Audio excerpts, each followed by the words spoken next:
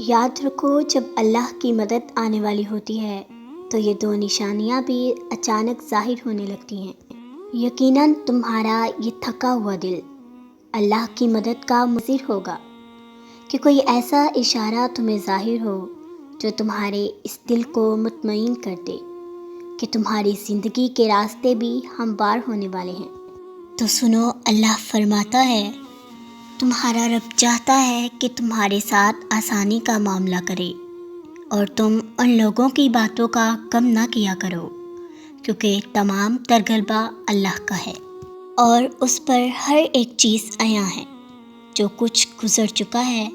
اور جو کچھ موجودہ چل رہا ہے اور جو کچھ آنے والا ہے،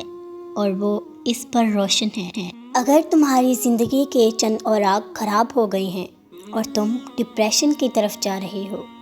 بے سکون ہونے لگے ہو، تو جان رکھو کہ کچھ اوراق خراب ہونے کا ہرگز یہ مطلب نہیں کہ پوری کہانی خراب ہو گئی۔ اللہ فرماتا ہے کہ تمہیں تمہارے حال پر نہیں چھوڑا جائے گا، اور مومن کا اعتماد اسباب دنیا پر نہیں بلکہ اللہ پر ہونا چاہیے، اور بظاہر ماحول میں سازگاری کے آثار نظر نہ آتے ہوں تب بھی اپنے رب پر پورا بھروسہ رکھو۔ وہ جب چاہے، جہاں سے چاہے، وہ وقت پلٹ دے، حالات بدل دے، اور جان رکھو تمہارے رب کے لیے یہ کوئی بڑا کام نہیں ہے۔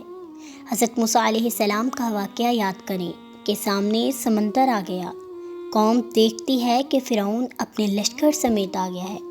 اور پوری قوم خوف زدہ ہے، لیکن اس وقت حضرت موسیٰ کا یہ جواب آیا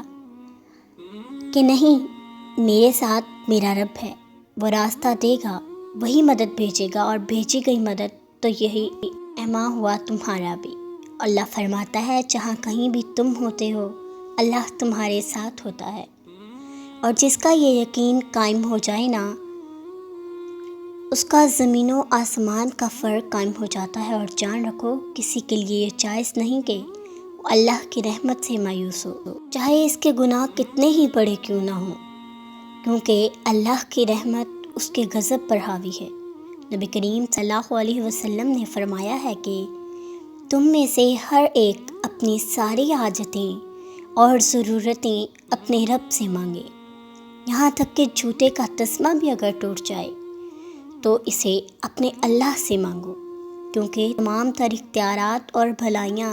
اس کے رب کے ہاتھ میں ہیں، جس کی نگاہ ازل سے ابد تک تمام زمانوں پر حاوی ہے۔ ہر مسئلہ تب آتا ہے جب تم لوگوں سے توقع کرتے پھرتے ہو، ان کی توجہ اور احساس کی یاد رکھو، لہروں کی لاشیں بہا کرتی ہیں، تیراک نہیں، میرا رب فرماتا ہے، اور جن لوگوں نے اللہ کو چھوڑ کر دوسرے لوگوں کو اپنا مددگار بنا رکھا ہے اور ان سے امیدیں جوڑ رکھی ہیں، اس کی مثال اس مکڑی جیسی ہے۔ وہ بھی ایک گھر بناتی ہے، مگر سب سے کمزور گھر اس مکڑی کا ہوتا ہے۔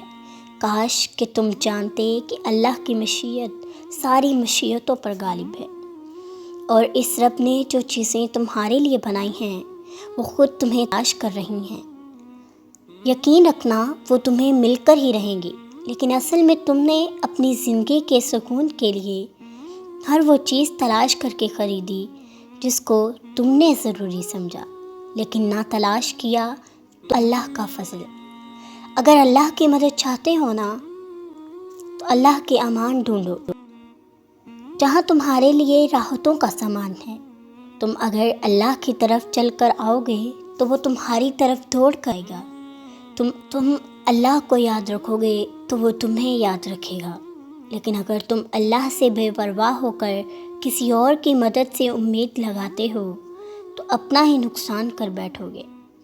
کیونکہ اللہ فرماتا ہے کہ یہ دنیاوی اسرے تمہارے کسی کام نہ آئیں گے۔ تمہارا رب بھی مذہب بالاسباب ہے، وہ اسباب کا پابند نہیں، اسباب اس کے محتاج ہیں۔ اگر یہ یقین ہے تو اللہ پر یقین ہے، اگر نہیں ہے تو تمہارا رب یقینی اسباب پر ہے، وسائل پر ہے، ذرائع پر ہے، پر اللہ پر نہیں ہے۔ پر تم جان رکھو کہ تم حقیقی طور پر اپنی زندگی میں کامیاب تبھی ہوگے جب تم اپنے دل میں ایک بڑی جگہ اللہ کو دو گے اور اس پر گہرا یقین رکھو گے، تو اللہ بھی تمہارے لیے بہترین وسیلے بنا کر تمہاری مدد کا انتظام کرے گا۔